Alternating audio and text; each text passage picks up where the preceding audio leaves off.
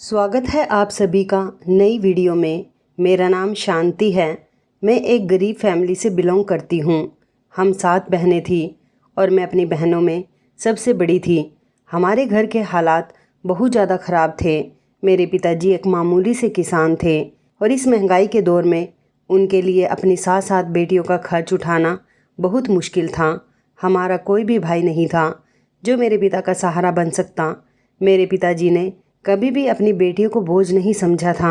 वह हम सब से बहुत प्यार किया करते थे, मगर हम में किसी एक को भी पढ़ा नहीं सके थे। मेरी छोटी 2 बहनों को पढ़ने का बहुत शौक़ था, लेकिन मेरे पिताजी चाहकर भी उनकी ख्वाहिश को पूरा नहीं कर सके थे। मेरी माँ बीमार रहती थी, उन्हें टीबी की बीमारी थी। उनका इलाज सरकारी अस्पताल में चल रहा था, लेकिन मेरी माँ को अच्छे इलाज की ज़रूरत थी। मेरे पिताजी बहुत ज़्यादा परेशान थे। दिन ब दिन वो कमज़ोर होती जा रही थी। उनकी बेटियां भी उनका कोई सहारा नहीं बन पा रही थी, क्योंकि हमारे गांव में लड़कियों को किसी भी तरह की नौकरी करने नहीं दिया जाता था, बल्कि उनको तो 4 दीवारी में रखने को कहा जाता था। जो लड़की कभी नौकरी कर भी लेती थी तो उसके माता पिता को बातें सुनने को मिलती थी। उसके पिता को सारे गाँव के बीच गाँव वालों के सामने भरी पंचायत में जलील किया जाता था कि तुम अपनी बेटियों के खर्चे पूरे नहीं कर सकते, तभी तो तुम्हारी बेटियां नौकरी करने पर उतर आई हैं। एक पिता अपनी बेटियों के लिए बहुत कुछ करता है, लेकिन वह कभी नहीं चाहता कि उसकी बेटियों को लेकर कोई उसकी बेइज्जती करे। मेरे पिताजी भी नहीं चाहते थे कि भरे गांव के बीच उनकी बेइज्जती हो। हमारे घर के हालात बहुत ख़राब थे। मैं सबसे बड़ी थी। घर के सारे कामकाज मैं ही करती थी और मैं अपनी बाकी बहनों में समझदार भी ज़्यादा थी।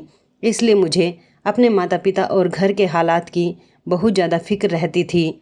हम 3 बहनें जवान थीं। मेरी उम्र 27 साल हो चुकी थी। गांव के लोग मेरे माता पिता पर मेरी शादी का दबाव बनाने लगे थे। उनसे कहते थे कि तुम्हारी बड़ी बेटी की उम्र अब 27 साल हो चुकी है, तुम लोग अपनी बेटी की शादी कब करोगे।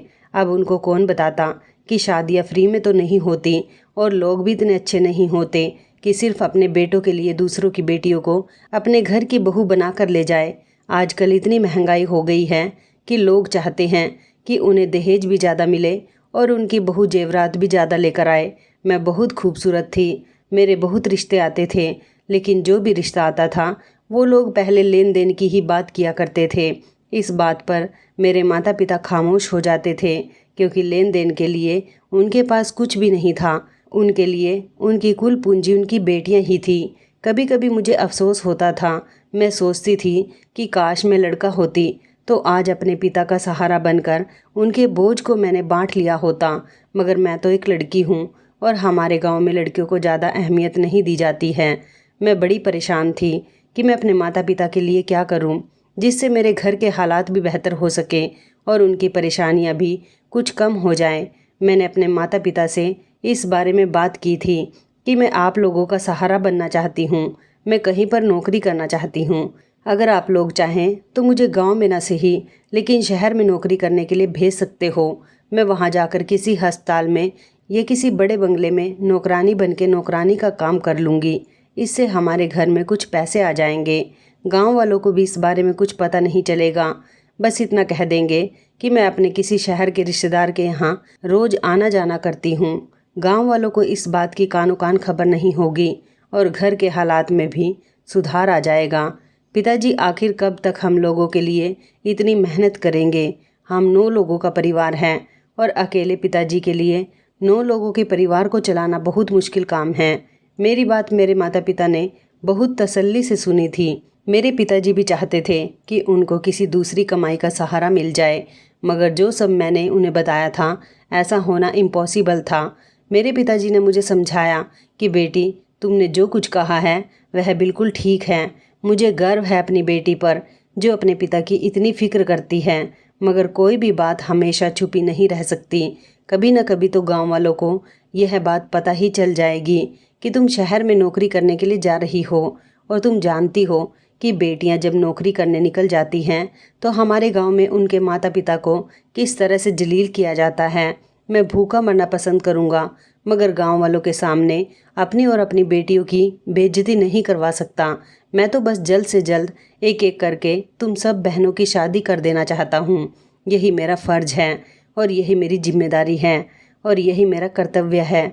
मेरी बेटियां मुझे बहुत प्यारी हैं। मैं अपनी बेटियों को मुश्किल में नहीं डालना चाहता।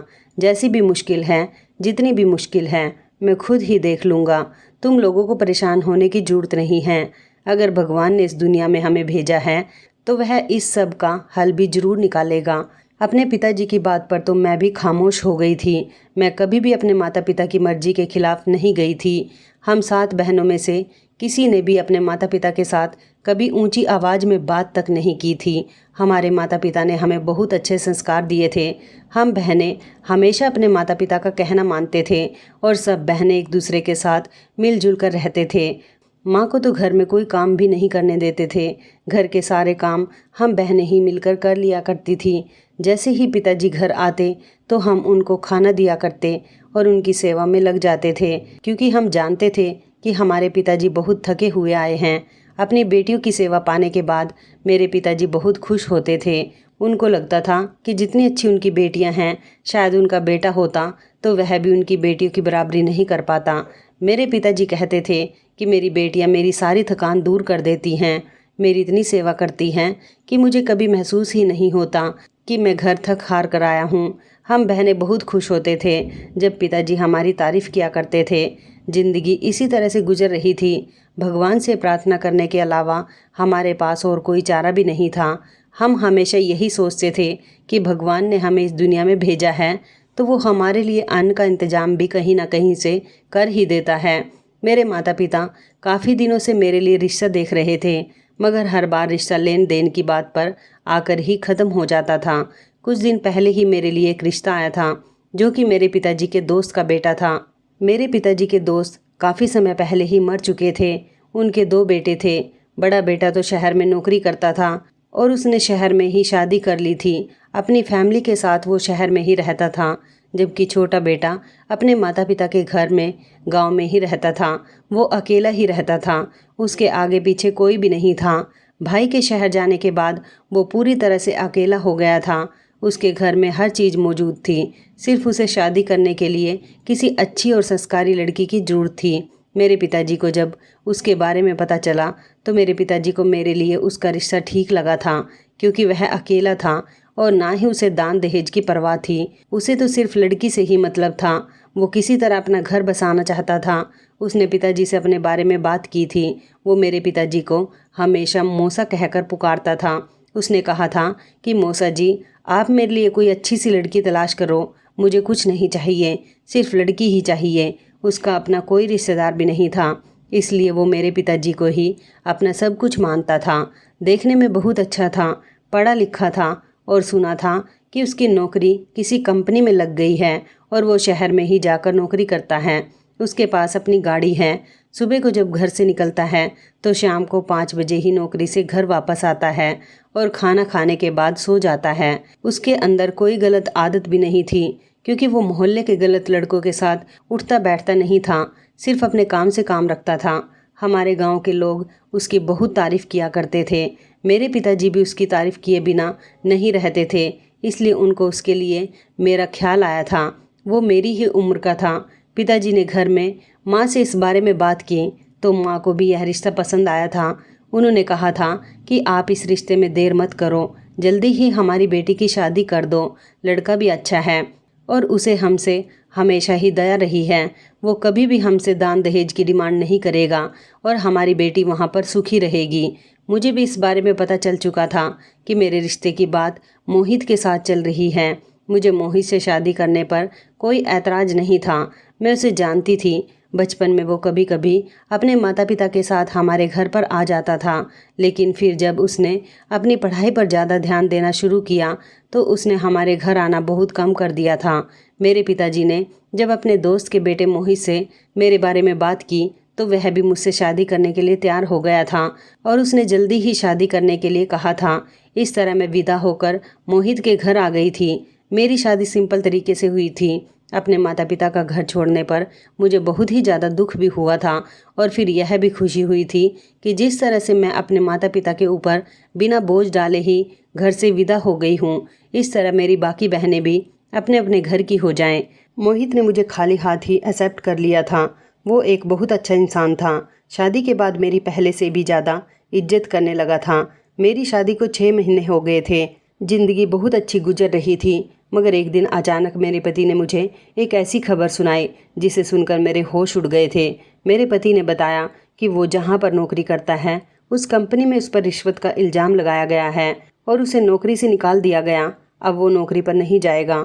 मेरा पति जितना भी कमाता था मैं उससे ही घर में गुजारा कर लिया करती थी, लेकिन मेरे पति की नौकरी चले जाने से मेरे घर के हालात बहुत ज़्यादा बिगड़ गए थे। पहले वो जो पैसे लेकर आता था मैं उससे घर में राशन भरती थी और खाना बना लिया करती थी। घर की सारी ज़रूरतें उसके लाए हुए पैसों से पूरी हो जाती थी। मगर जब से नौकरी छोड़ी थी धीरे धीरे मेरे पास जितने भी जुड़े हुए पैसे थे वो भी ख़त्म हो गए थे और घर का राशन भी ख़त्म होने लगा था। हमारे घर के हालात दिन ब दिन बिगड़ने लगे थे। इतने ज़्यादा बिगड़ गए थे कि घर में खाने के लाले पड़ गए थे। फिर मेरे पति को किसी ने बैंक से लोन लेने के बारे में बताया था। ये होम लोन था जो मेरे पति को बैंक से मकान के कागज़ गिरवी रखने पर मिला था। मगर मेरे पति ने बताया था कि वो जिस बैंक से होम लोन लेना चाहते हैं वहाँ पर उनका एक दोस्त बैंक में काम करता है। उसे सिर्फ मकान के पेपर चाहिए थे। ज़्यादा फॉर्मेलिटी भी पूरी करने की ज़रूरत नहीं पड़ेगी और ना ही किसी गारंटर की ज़रूरत होगी और मेरे पति के लिए होम लोन पर ब्याज भी बहुत कम होगा।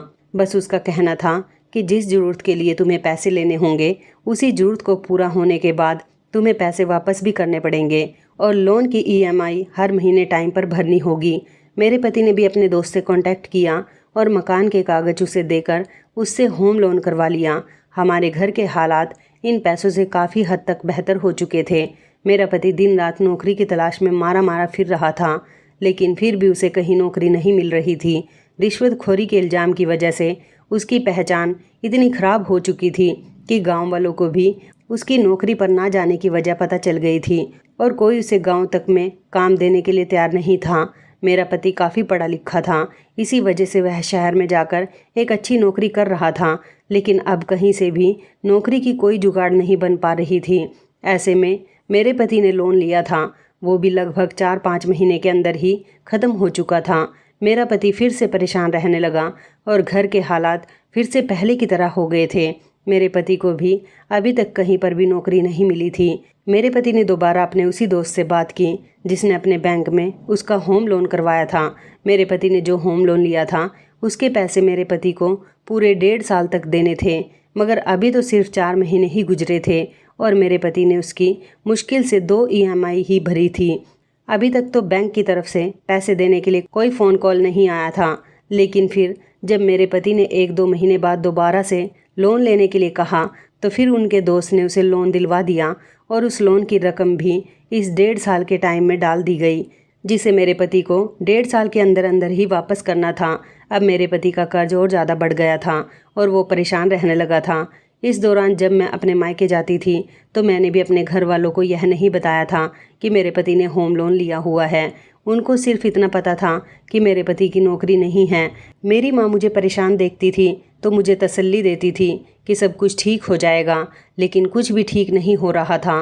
कर्ज की रकम की वजह से फ़िलहाल हमारा घर तो चलने लगा था, मुश्किल से ही सही मगर गुजर बसर हो रहा था। इस बार मेरे पति ने 3 लाख रुपए का लोन लिया था और इससे पहले वो 4 लाख का लोन ले चुका था और इसी वजह से हमने बहुत सोच समझकर इन पैसों का इस्तेमाल किया था और लगभग 4 महीने तक हमने 3 लाख रुपए से ही गुजारा किया था।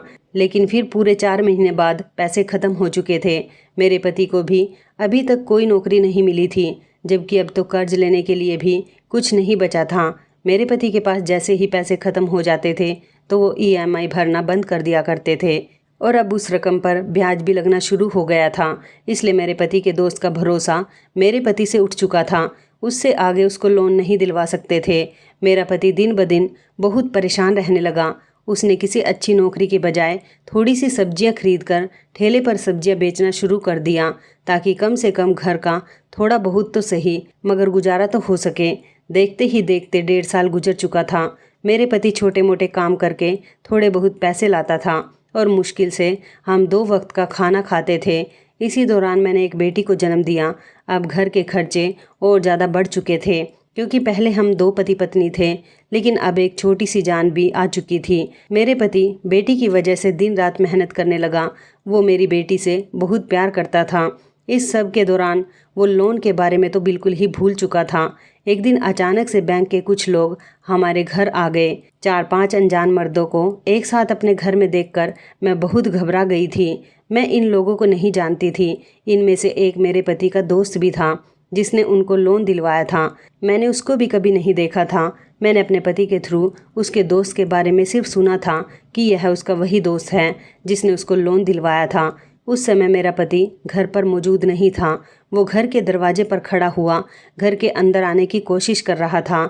इससे पहले वह घर के अंदर कदम रखता, मेरा पति अचानक ही आ गया।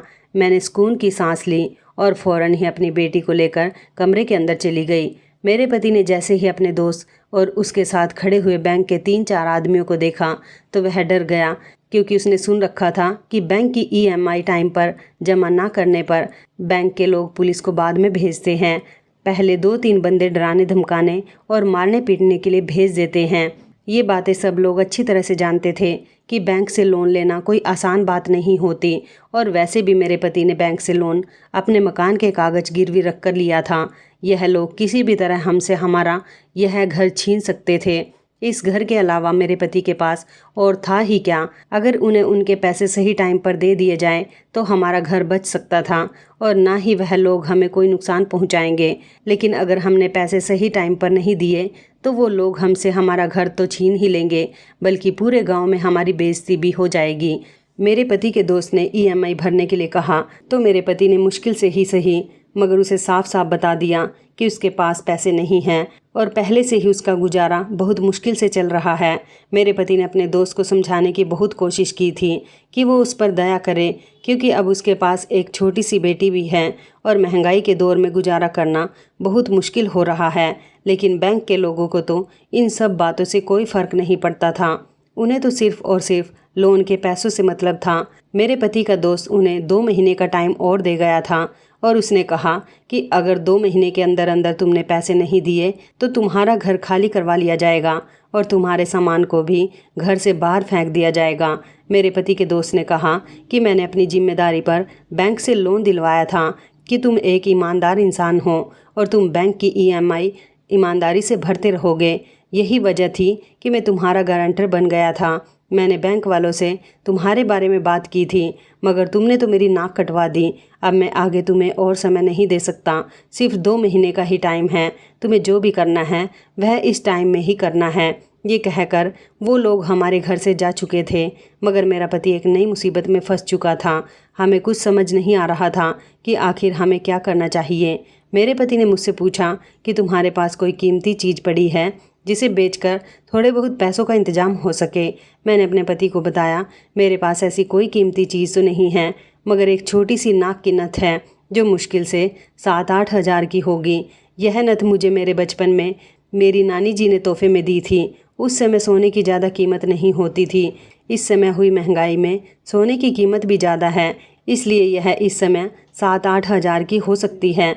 लेकिन 7-8 हज़ार से तो कुछ भी नहीं हो सकता था, जबकि मेरे पति के ऊपर बैंक का लगभग 4 लाख रुपए का कर्ज था। वो कुछ ईएमआई जमा कर चुका था, जिसकी वजह से वह 1-1.5 लाख रुपया बैंक को दे चुका था। मेरे पति ने कहा कि तुम टेंशन मत लो, मैं कुछ न कुछ करता हूँ। वो ये कहकर घर से निकल गया और मैं सारा दिन उसका इंतज़ार करती रही।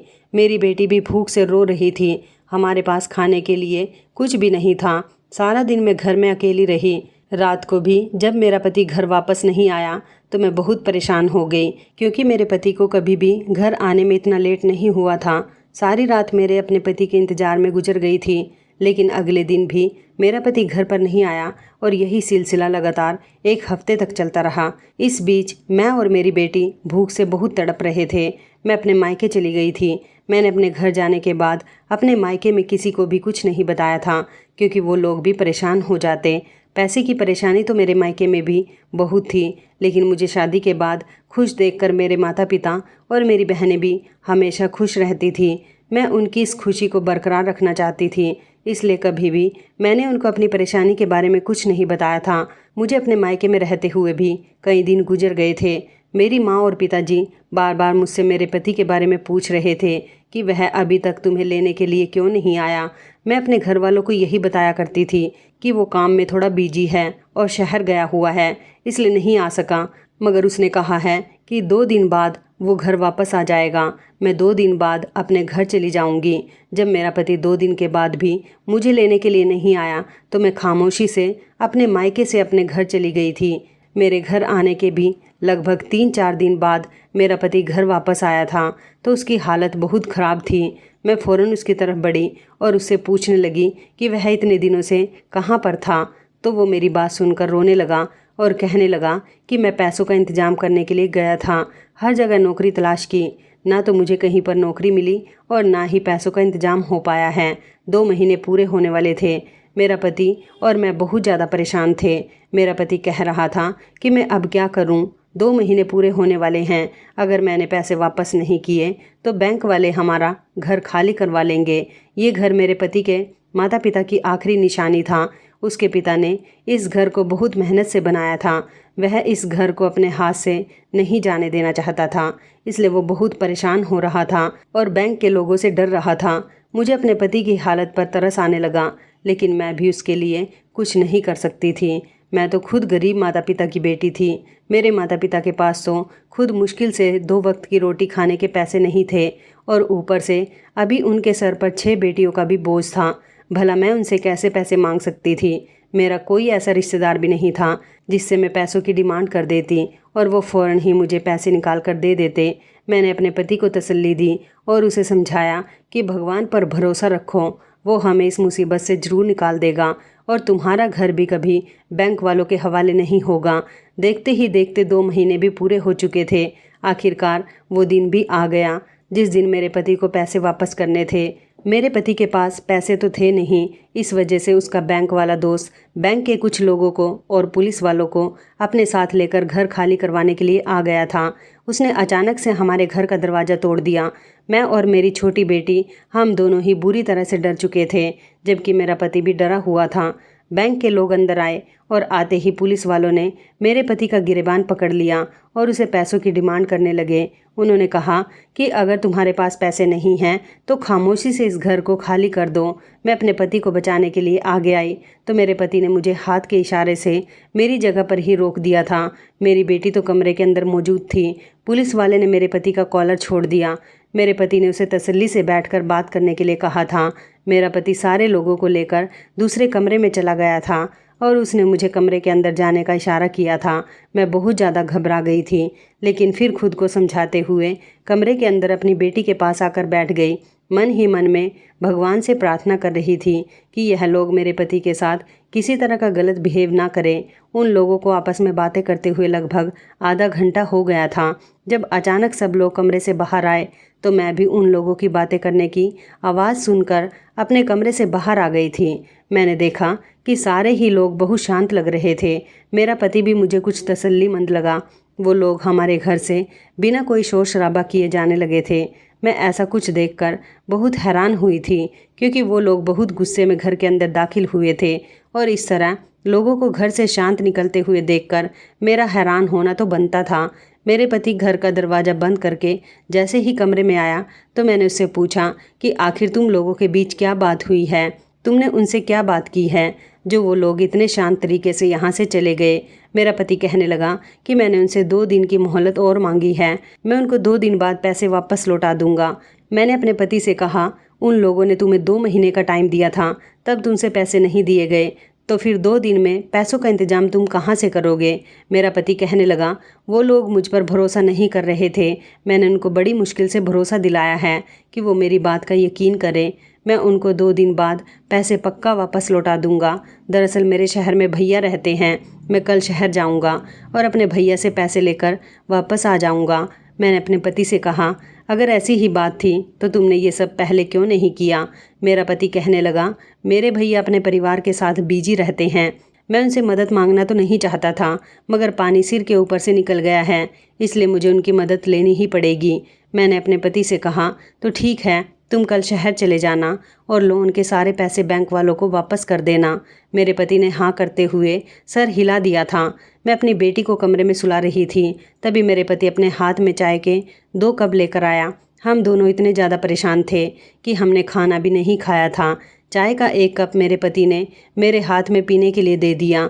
मैंने अपने पति से कहा कि आपको चाय बनाने की क्या ज़रूरत थी, आप मुझे बता देते, मैं चाय बना लाती। मेरा पति कहने लगा कि नहीं नहीं, आज तुम बहुत परेशान लग रही थी, इसलिए मैं तुम्हें डिस्टर्ब नहीं करना चाहता था। मैं जानता हूँ मेरी तरह तुम्हें भी भूख लग रही होगी। खाने के तो पैसे नहीं हैं, मगर चाय पीकर ही गुजारा कर लो। मेरे पति ये बात कहते हुए बहुत शर्मिंदगी महसूस कर रहा था। मैंने अपने पति को तसल्ली देते हुए कहा कि सब कुछ ठीक हो जाएगा, तुम्हें टेंशन लेने की ज़रूरत नहीं है, मैं तुम्हारे साथ हूँ। मेरा पति कहने लगा, मुझे इस बात का यकीन है कि तुम मेरे साथ हो और तुमने मुझे बहुत तसल्ली दी है। मेरे पति ने फिर मुझे चाय पीने के लिए कहा। मेरी बेटी तो सो चुकी थी। चाय पीने के बाद मुझे भी अचानक ज़ोर से नींद आने लगी थी। मेरा दिमाग चारों तरफ चकराने लगा था। बस मन कर रहा था कि मैं आंखें बंद करके गहरी नींद में सो जाऊं। अभी ज़्यादा समय नहीं हुआ था। हम दोनों पति पत्नी रात के 11 बजे तक ही सोते थे, लेकिन आज ना जाने क्यों मुझे रात के 9 बजे ही इतनी गहरी नींद आ रही थी कि मैं चाय का कप रखते ही बिस्तर पर लेटकर सो गई थी। लेकिन अगले दिन जब मेरी आंख खुली तो मेरे होश उड़ गए थे, क्योंकि मैं अपने घर में नहीं किसी और के घर में मौजूद थी। ये एक आलीशान कमरा था और यहाँ पर ज़रूरत का हर सामान मौजूद था। ये कमरा किसी अमीर इंसान का कमरा लग रहा था। मेरी समझ नहीं आ रहा था कि आखिर यह मैं कहाँ आ गई हूँ। मैं इस कमरे को देखकर घबराने लगी थी। मैं इधर उधर नज़र दौड़ाकर इस कमरे को पहचानने की कोशिश कर रही थी। मुझे अच्छी तरह से याद था कि मैं कल रात अपने कमरे में सोई थी, तो फिर मैं यहाँ कैसे और क्यों आ गई थी? यह किसका घर है? मेरी कुछ समझ में नहीं आ रहा था। फिर अचानक कमरे का दरवाज़ा खुला और कमरे के अंदर एक आदमी आया था। इस आदमी को देखकर मैं घबरा गई थी। मेरा कभी भी किसी अनजान मर्द के साथ अकेले कमरे में सामना नहीं हुआ था। मैंने इस आदमी से घबराते हुए कहा, तुम कौन हो और मुझे यहाँ पर कौन लेकर आया है? यह आदमी धीरे धीरे मेरे करीब आने की कोशिश कर रहा था और मेरे साथ गंदी गंदी हरकतें कर रहा था। मैं इससे डर रही थी और इसे खुद से दूर कर रही थी, मगर इस आदमी ने मेरी एक ना सुनी और मुझे कहीं का नहीं छोड़ा। इसने मेरी इज्जत को तार तार कर दिया था। मैं चीखती रही, चिल्लाती रही, मगर मेरी मदद के लिए कोई नहीं आया। मेरे होश उड़ गए थे कि इस इंसान ने मेरे साथ ऐसा क्यों किया और क्या यहाँ पर मेरी मदद के लिए कोई नहीं है। इस आदमी ने अपनी हवस मेरे साथ पूरी कर ली तो मैं तड़प तड़प कर रो रही थी। मेरे साथ जो कुछ हुआ था उसका अंदाज़ा मुझे बिल्कुल भी नहीं था। मैंने इस आदमी से सवाल किया कि तुम कौन हो और मुझे यहाँ पर क्यों लाया गया है? तुमने मेरे साथ ये सब कुछ क्यों किया? तो वो मेरी बात सुनकर ज़ोर ज़ोर से हंसने लगा। उसने मुझे बताया कि मैं तुम्हारे पति का बड़ा भाई हूँ और तुम अपने गांव में नहीं बल्कि शहर में हो। यहाँ तुम्हारी मदद के लिए कोई भी नहीं आएगा। उसकी बात सुनकर मेरा दिमाग घूम गया था कि अगर ये मेरे पति का भाई है तो फिर मेरा पति कहाँ है? मैंने उससे सवाल किया तो वो कहने लगा कि तुम्हारा पति ही तो तुम्हें यहाँ पर छोड़ कर गया है। उसकी बात सुनकर अचानक मेरे होश उड़ गए थे। मैंने कहा, आप ये क्या कह रहे हो? मेरा पति मुझे यहाँ कैसे छोड़कर जा सकता है? बल्कि रात को तो मैं अपने घर पर सोई थी। मेरे सवालों पर तो वो बार बार शैतानी हंसी हंस रहा था। फिर मुझे उसने एक ऐसी सच्चाई बताई जिसने मेरे होश उड़ा दिए थे। उसने बताया कि तुम मेरे छोटे भाई की बात कर रही हो, जो एक नंबर का निकम्मा और हरामखोर इंसान है। मेरा भाई कोई नौकरी वोकरी नहीं करता। कुछ सालों पहले मैं गांव में अपना घर और छोटे भाई को गांव में ही छोड़कर यहाँ शहर में नौकरी करने के लिए आ गया था। दरअसल मैं लड़कियों को खरीदने और बेचने का व्यापार करता हूँ, लेकिन इससे पहले मैं माल को खुद चेक करता हूँ। तुम्हारे पति को मैंने ऑफ़र दिया था कि अगर वह अपनी पत्नी को मेरे हवाले कर देगा तो मैं उसे 10 लाख रुपए दूंगा। तुम्हारे पति पर कर्ज बहुत बढ़ गया है। उसने मुझे कल फ़ोन करके बताया था कि उसे किसी भी तरह से अपना घर छुड़वाना है और वो कर्ज में बुरी तरह से डूब गया है। इससे उसकी जान को भी खतरा हो सकता है। तुम्हारा पति शुरू से ही हरामखोर रहा है। उसने कभी मेहनत मजदूरी करने की कोशिश भी नहीं की, अकेले रहा है, इसलिए मेरे पैसे पर पला बड़ा है। मैंने उससे कहा था कि अगर घर पर कर्ज ही लिया है तो फिर घर को बेच दो, लेकिन वो घर को नहीं बेच सकता था, क्योंकि अगर घर बिक जाता तो फिर वो कहाँ रहता। मैंने उसे शहर में अपने पास रखने से साफ इनकार कर दिया था। सुना था कि अभी 2 साल पहले वो कहीं किसी कंपनी में नौकरी कर रहा था, वहाँ पर रिश्वत के केस में फंस गया था। मेरे पास आना चाहता था, मगर मैंने उसे साफ इनकार कर दिया था कि मेरे पास हरामखोर इंसान के लिए कोई जगह नहीं है। इतना ही बहुत है कि मैं तुम्हें थोड़े बहुत पैसे दे देता हूँ। फिर तुम्हारे पति ने मुझे बताया कि उसने शादी कर ली है और उसके पास एक बेटी भी है और वो तुम दोनों की खातिर इस घर को नहीं बेच सकता। मैंने अपने छोटे भाई से कह दिया था कि अगर तुम्हें पैसे चाहिए तो तुम्हारे लिए एक ऑफ़र है, तुम 24 घंटे के लिए अपनी पत्नी को मेरे पास भेज दो और इसके बदले में मैं तुम्हें इतने पैसे दूंगा कि तुम्हारा कर्ज भी चुकता हो जाएगा और तुम काफ़ी समय तक इन पैसों को बाद में भी इस्तेमाल कर सकते हो। वो मेरी बात सुनकर गुस्सा तो हुआ था, मगर वो शुरू से ही खुददार इंसान नहीं है, जज्बात में बह गया था, इसलिए मुझ पर गुस्सा करने लगा। फिर उसको समझ आया कि अपनी पत्नी को मेरे साथ 24 घंटे के लिए बेचने पर उसको कितना ज़्यादा फ़ायदा हो सकता है। वो डर रहा था कि अगर इस बारे में तुम्हें पता चल गया तो तुम्हारा क्या रिएक्शन होगा और वो तुम्हें यहाँ तक कैसे लाएगा। फिर मैंने उसे पूरा प्लान समझाया। कल रात तुम्हारे पति ने तुम्हें चाय में नींद की दवाई मिलाकर दी थी। जब तुम बेहोश हो गई तो वो तुम्हें मेरे पास ले आया था। वो रात के लगभग 3 बजे मेरे पास आया था। उसके बाद मैंने तुम्हें इस्तेमाल किया, लेकिन तुम इतनी ज़्यादा खूबसूरत हो कि मुझसे अब भी रहा नहीं गया। मुझे तो तुम्हें देखकर अफसोस हो रहा है और हंसी भी आ रही है। मेरा भाई एक नंबर का निकम्मा और बेवकूफ़ है, लेकिन तुम तो मुझे समझदार लगती हो। तो तुम इस इंसान के साथ अपनी ज़िंदगी कैसे गुजार रही हो? मेरा भाई कोई काम धंधा नहीं करता, मुश्किल से उसे नौकरी भी मिल गई थी, तो वो भी उसके हाथ से निकल गई। इसलिए तुम्हें खुश करने के लिए उसने शादी के बाद अपने घर को गिरवी डाल दिया और इस तरह से तुम्हारा और अपना पेट भरा। वो इंसान जवान होते हुए भी मेहनत मजदूरी करना नहीं चाहता। उसे तुम जैसी लड़की नहीं मिल सकती थी, इसलिए उसने तुम्हें इम्प्रेस किया, अपने दुखड़े सुनाए। मगर जैसा मेरा भाई दिखता है वैसा वो बिल्कुल भी नहीं है। तुम तो समझदार हो, तुम तो इस बात का अंदाज़ा लगा सकती हो कि जिस इंसान ने 1.5 साल तक लोन के पैसों से तुम्हारा और अपना पेट भरा, उस इंसान के साथ सारी ज़िंदगी तुम्हारा गुजारा कैसे हो सकता है। तुम्हें यह बात सोचनी चाहिए थी कि इतने लंबे समय तक उसे नौकरी क्यों नहीं मिली, क्योंकि उसने नौकरी की कभी तलाश ही नहीं की। वो तो तुम्हें बेवकूफ़ बनाता रहा और तुम बनती रही।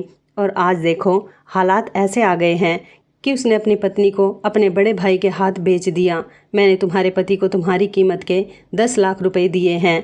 आज उसे पैसों की ज़रूरत है, वो तुम्हें मेरे पास बेच चुका है, तो आगे भी वो ऐसा कर सकता है। मैं तो अपने भाई को समझा समझा कर थक गया था। मैं भले ही जिस्म फरोशी का काम करता हूँ, मगर इसमें भी मेहनत लगती है, जो कि मेरे भाई से कभी नहीं होगी। तुम सारी ज़िंदगी अपने पति के साथ इसी तरह से बेइज्जत होती रहोगी। वह तुम्हें कभी खुश नहीं रख सकेगा, क्योंकि मेहनत करने वालों की कभी हार नहीं होती। और तुम्हारा पति तो मेहनत जैसे शब्दों से कोसों दूर है। इस आदमी की बात सुनकर तो मेरे पैरों तले से ज़मीन निकल गई थी। मुझे अपने पति जैसे घटिया इंसान से नफरत महसूस होने लगी थी। इसमें उस आदमी की कोई गलती नहीं थी, ये तो उसका काम था। लेकिन ये मेरे पति को सोचना चाहिए था कि उसे अपनी पत्नी के साथ तो ऐसा बिल्कुल भी नहीं करना था। मैंने इस आदमी के आगे हाथ जोड़ दिए और कहा कि प्लीज़ अब मेरे साथ ऐसा कुछ मत करना और मुझे जाने दो। मैं उसके आगे जब ज़्यादा गिड़गिड़ाई तो उसने मेरे साथ कुछ भी नहीं किया था, बल्कि मुझसे एक वादा लिया था कि मैं गांव जाने के बाद इस आदमी के बारे में किसी को कुछ नहीं बताऊंगी। मैंने इसका वादा एक्सेप्ट कर लिया था, क्योंकि मैं अब अपनी इज्जत को और ज़्यादा अपने घटिया पति के लिए रुसवा नहीं कर सकती थी। मेरे पति के भाई ने मुझे ड्राइवर के साथ घर छुड़वा दिया था। वो मेरे पति को पैसे तो पहले ही दे चुका था। मैं जैसे ही घर पहुंची तो बहुत ज़्यादा रो रही थी। मुझे सिर्फ और सिर्फ अपनी बेटी की फिक्र थी। मैं इस इंसान के साथ आगे ज़िंदगी नहीं गुजार सकती थी। मैंने उसे घर पहुंचते ही सवाल किया कि तुमने मेरे साथ ऐसा क्यों किया? तुम्हें शर्म नहीं आई अपनी पत्नी के साथ ऐसा करते हुए? मैंने उससे कह दिया था कि मैं तुम जैसे निकम्मे इंसान के साथ ज़िंदगी नहीं गुजार सकती। आज तुमने मुझे बेच दिया है, कल को मेरी बेटी को भी बेच सकते हो। तुम्हारा क्या भरोसा? मगर वो मुझसे माफ़ी मांग रहा था। मैंने उसकी कोई बात नहीं सुनी और मैं सीधा अपने मायके आ गई थी। अपने मायके आने के बाद मैंने यह बात अपने पेरेंट्स को बताई तो वो लोग भी बहुत परेशान हो गए थे। मुझे लगा कि मेरे माता पिता को मेरा ये फैसला गलत भी लग सकता है, लेकिन ऐसा कुछ भी नहीं था। मेरे माता पिता ने हमेशा मेरा साथ दिया था। उन्होंने कभी भी अपनी बेटियों को बोझ नहीं समझा था। मेरे पिता ने मेरे सर पर हाथ रखा और कहने लगे कि तुमने बहुत अच्छा किया जो तुम उस घटिया इंसान का घर छोड़कर आ गई हो। तुम्हें अब उसके घर जाने की बिल्कुल भी ज़रूरत नहीं है। तुम हमारे साथ रहोगी और तुम्हारी बेटी भी हमारी जिम्मेदारी है। मुझे उस दिन अपनी किस्मत पर बहुत रोना आया था। अफसोस हो रहा था कि बेटियों की किस्मत ही आखिर कैसी होती है। पिता के घर में तो परेशानियां झेलती ही हैं और अपने ससुराल में जाकर डबल परेशानियां झेलती हैं। तब भी अपने आप को मजबूत बनाकर रखना पड़ता है। मैं आप लोगों से रिक्वेस्ट करना चाहती हूँ कि अपनी बेटियों की शादी हमेशा खानदानी लोगों में करें। जल्दबाजी में ये ना देखें कि अकेला लड़का है, उसके आगे पीछे कोई नहीं है। अकेले घर में बेटी खुश रहेगी, राज करेगी। लड़के का फैमिली बैकग्राउंड जरूर निकालें और उसकी जांच पड़ताल करें कि आखिर वो क्या करता है, कितना कमाता है, आपकी बेटी के लिए ठीक है भी या नहीं। अगर आपकी बेटी को खुश रखने की उसके अंदर सारी क्वालिटी है तब आप लोग अपनी बेटी की शादी करें। और अगर आप लोगों की सिचुएशन मेरे पेरेंट्स के जैसी है तो कभी भी अपनी बेटियों की शादी ना करें। मैं तो गरीब परिवार से बिलोंग करती हूँ। मेरे माता पिता के पास दान दहेज देने के लिए कुछ भी नहीं था, इसलिए उन्होंने मोहित पर भरोसा करके मेरी शादी उसके साथ करवा दी थी। लेकिन आप लोग गरीबी का रोना रोकर अपनी बेटियों को किसी के भी हवाले ना करें। इससे अच्छा तो यह है कि आप लोग अपनी बेटी को अपनी आंखों के सामने रखें। वो इस जुल्म का शिकार होने से बच जाएंगी। मैंने अपने पति से डिवोर्स ले ली है। हालांकि वो अपने किए पर शर्मिंदा हो रहा था। वो नहीं जानता था कि उसका भाई उसकी हकीकत मुझे बता सकता है, लेकिन एक न एक दिन तो उसकी हकीकत मेरे सामने आ ही जानी थी। अब मैं अपनी बेटी के साथ अपने मायके में ही रह रही हूँ, मगर अपनी बेटी को अच्छी ज़िंदगी देने के लिए मैंने लोगों के घरों में काम करना शुरू कर दिया। लोगों को मेरे पति की घटिया हरकत के बारे में पता चल चुका था, इसलिए लोग मेरे बारे में क्या बात करते हैं क्या नहीं, मैं किसी की परवाह नहीं करती। अब मुझे सिर्फ अपनी और अपनी बेटी की फ़िक्र है। तो इस कहानी के बारे में आपकी क्या राय है, कमेंट करके ज़रूर बताइएगा। दोस्तों, आपको हमारी ये कहानी कैसी लगी, आप हमें कमेंट बॉक्स में ज़रूर बताएं। यदि आपके पास भी ऐसी कोई प्यारी सी कहानी है या फिर ऐसी कोई कहानी जिससे कुछ शिक्षा मिले तो आप हमारे साथ उसको ज़रूर शेयर करें। दोस्तों, यदि आपको हमारी ये वीडियो अच्छी लगे तो आप हमारी इस वीडियो को लाइक शेयर ज़रूर करें और ऐसी ही दिल को छू लेने वाली प्रेरणादायक कहानियाँ सुनने के लिए हमारे चैनल को भी सब्सक्राइब करें। यदि आप हमें फेसबुक पर देख रहे हैं तो आप हमारे फेसबुक पेज को लाइक और फॉलो ज़रूर करें। तो दोस्तों, फिर मिलते हैं ऐसी ही ज़बरदस्त कहानी या टिप्स के साथ नई वीडियो में। तब तक के लिए धन्यवाद। आप सभी अपना ख्याल रखना। आपका दिन शुभ व मंगलमय हो।